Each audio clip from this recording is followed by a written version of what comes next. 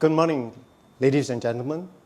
My FAScinate lecture today is entitled Straightening the Nose to the Sinuses, a one-steam surgical approach. If you keep your mouth closed and you breathe through your nostrils, there are two openings into the nose, one on the left and one on the right.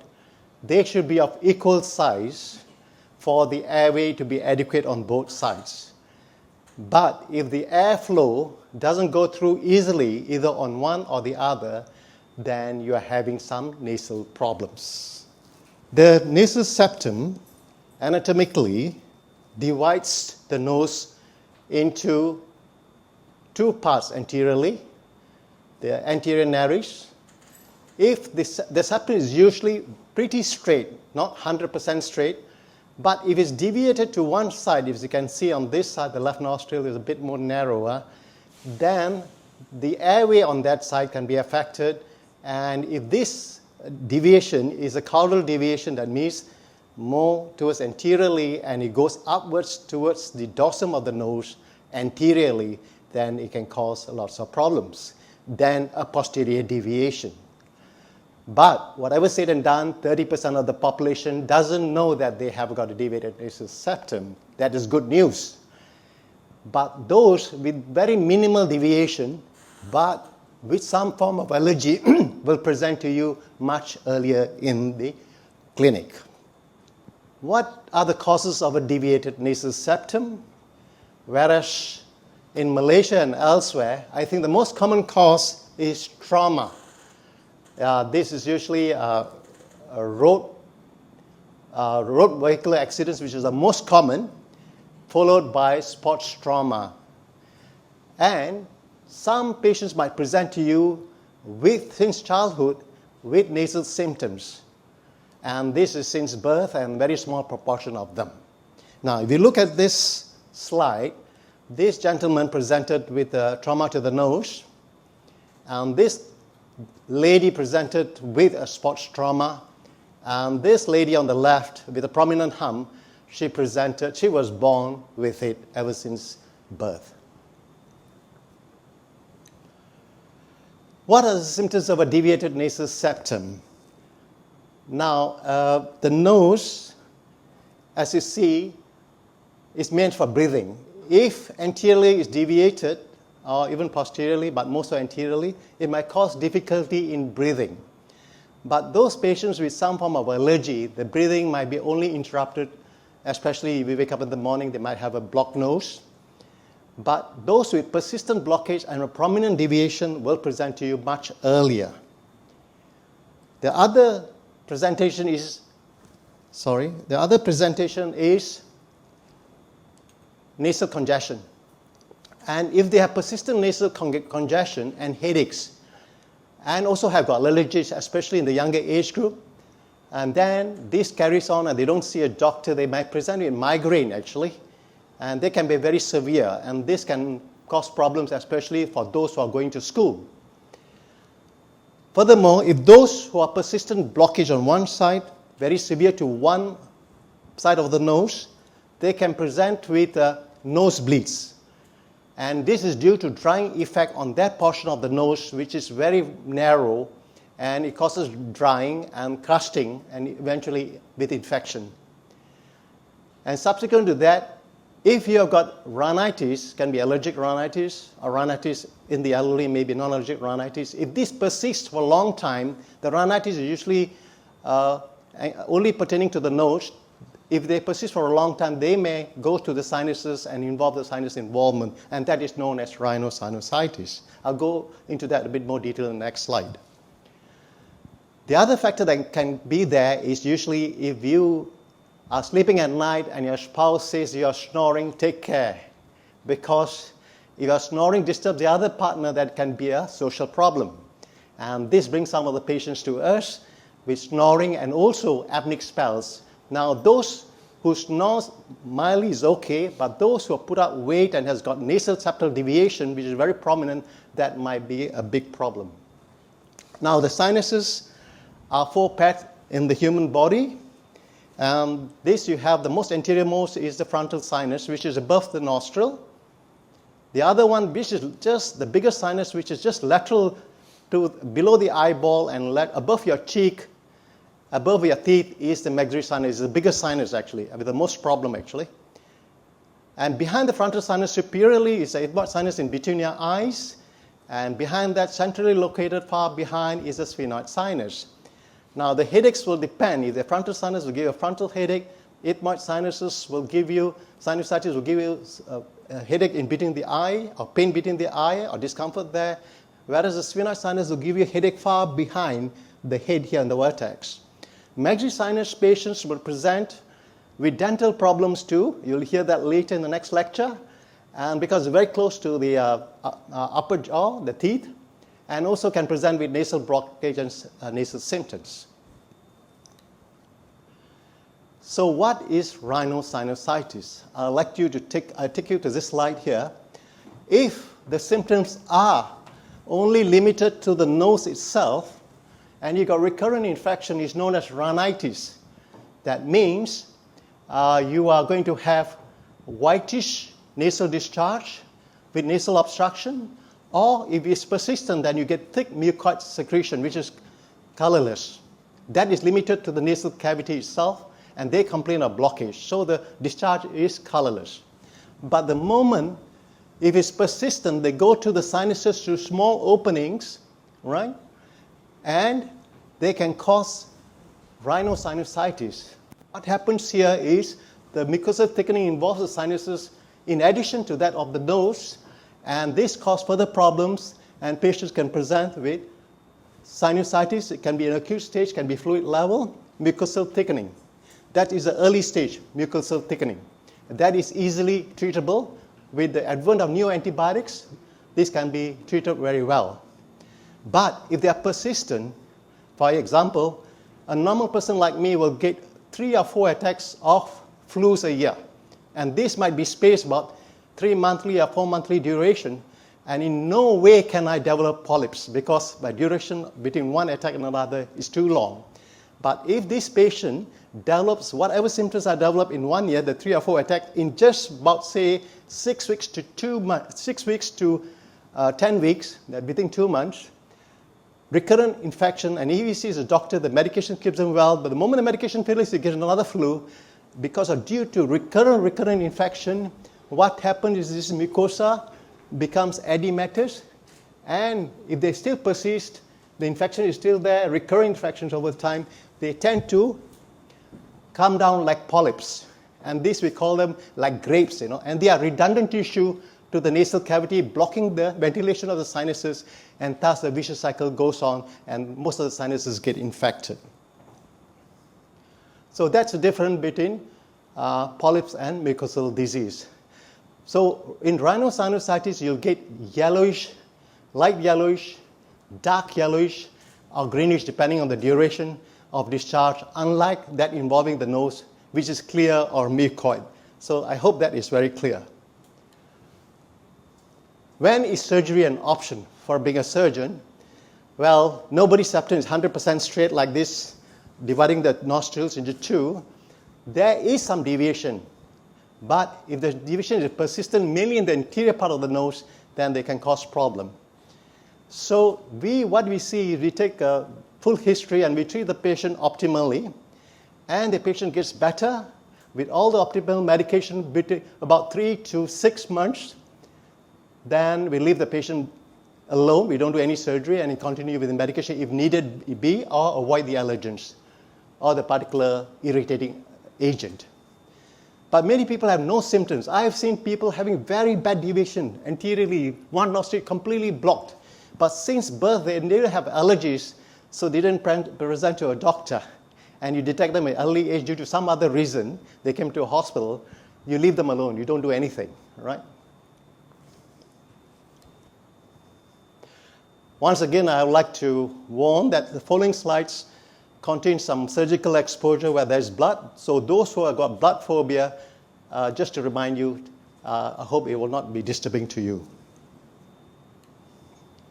Now, what is septoplasty? Septoplasty, we have got 2 types. One is closed. We call it endonasal. The other one is open. And I'll tell you when we should do each of these technique. I'll take you to the slides now. You see the narrowest part of the nose is this part here, the valve area.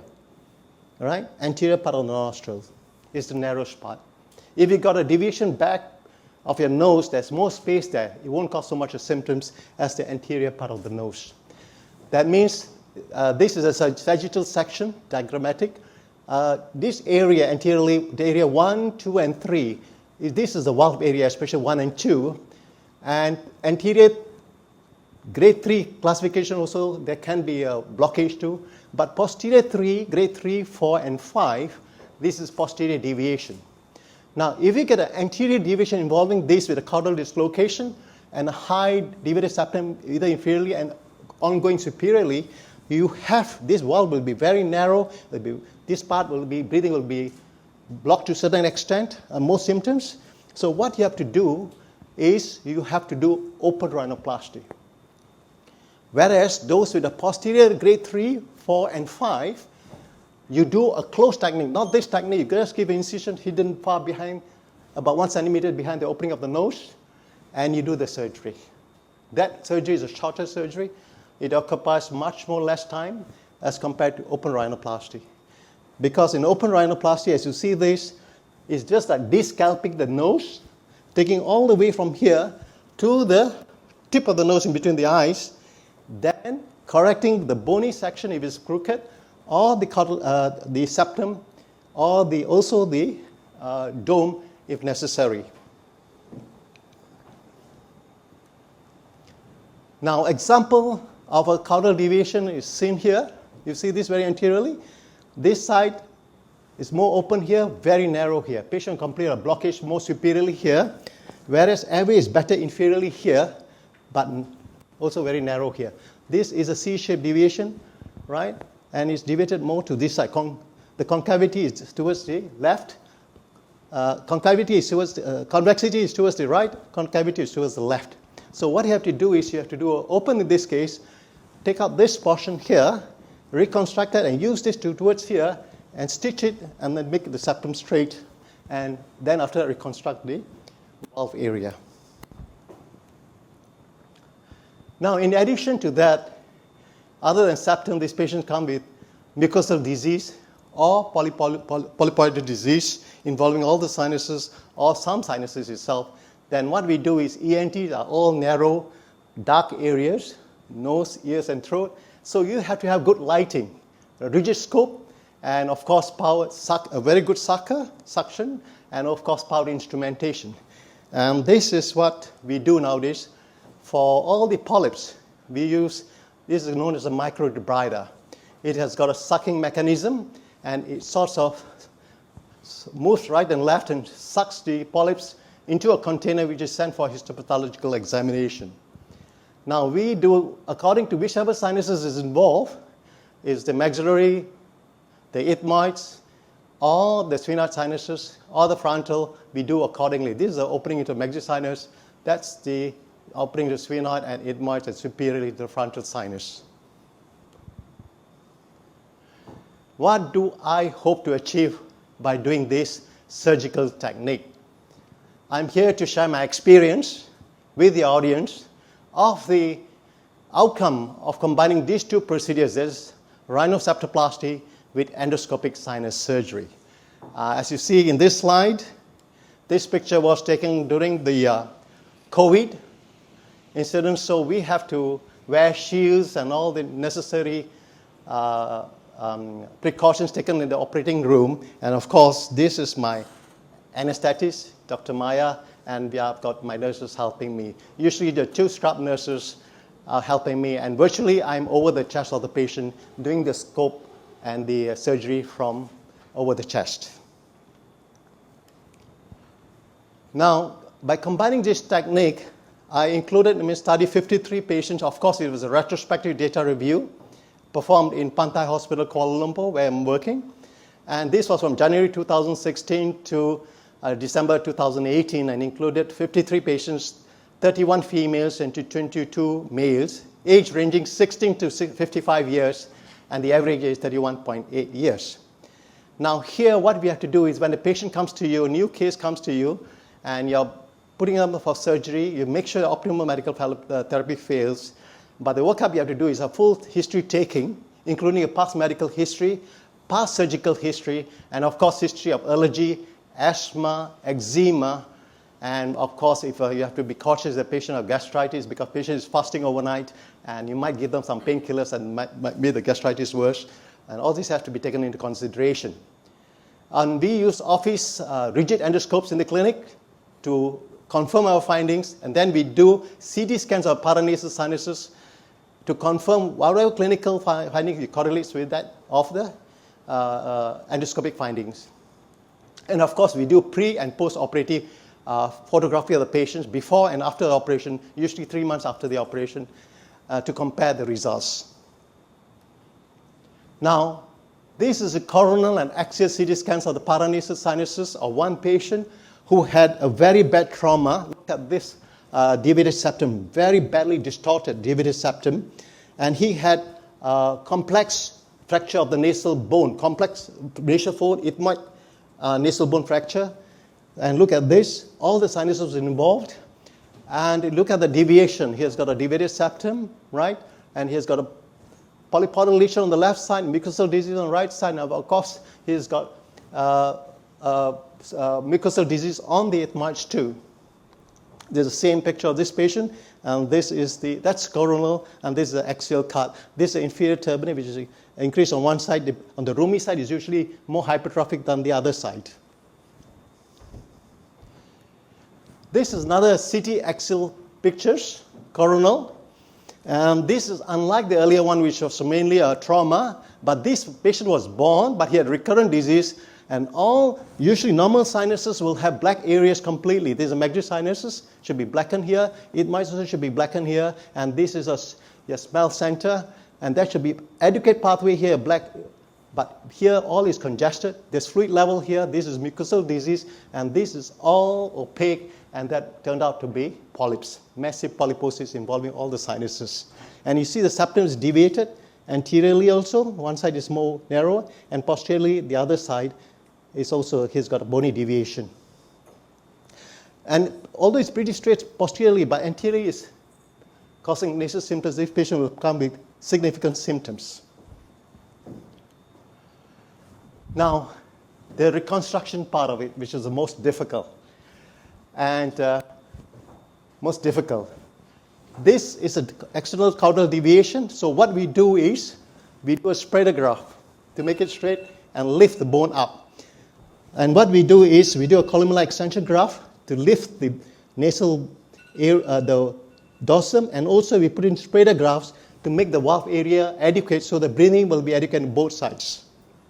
And we take cartilage from the posterior part or coronal cartilage and also the bony part, and sometimes we may have to go to the sphenoid to get more bone from there for reconstruction. For beauty purposes, sometimes we do the shear graft to give them a double break.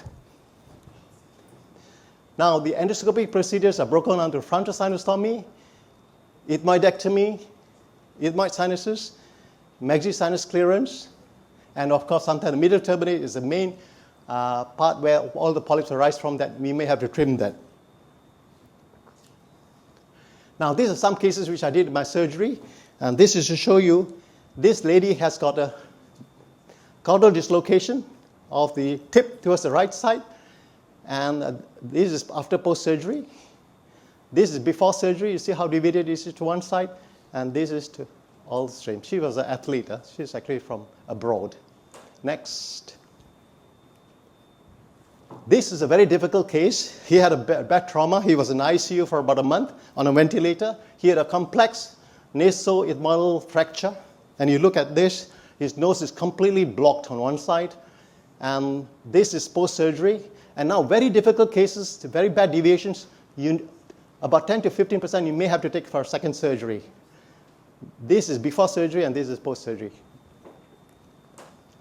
Now, any surgery you do, there are challenges and complications. And of course, you must be skillful to limit your complications, which are only temporary but not permanent.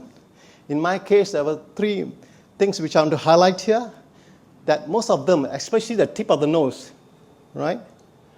38% presented with stiffness of the dorsum of the nose, because this is the last portion where sensation will come. It will take a couple of weeks or even months. Second most important was wound site infection, open rhinoplasty. You have to be careful. Okay, there can be wound site infection, so you have to follow the patients closely in the first couple of weeks. Then you can get Sinus, but this is very small. You can release them in the clinic. Now, the postoperative outcomes by this surgical technique was the average operating time is usually under 1 anesthesia. You can do 3 procedures: rhino, septoplasty, and endoscopic sinus surgery. It took me about over 3 hours on the average time. But usually, if you do them separately, 3 operations, it will take you about 2 hours each minimum. It will take about 6 hours. And that also separate anesthesia. So, and on top of it, the cost is cost-effective. 1 time hospitalization, 1 anesthesia, right? And majority of the patients describe significant improvement in their function and sinus symptoms amounting to 88%.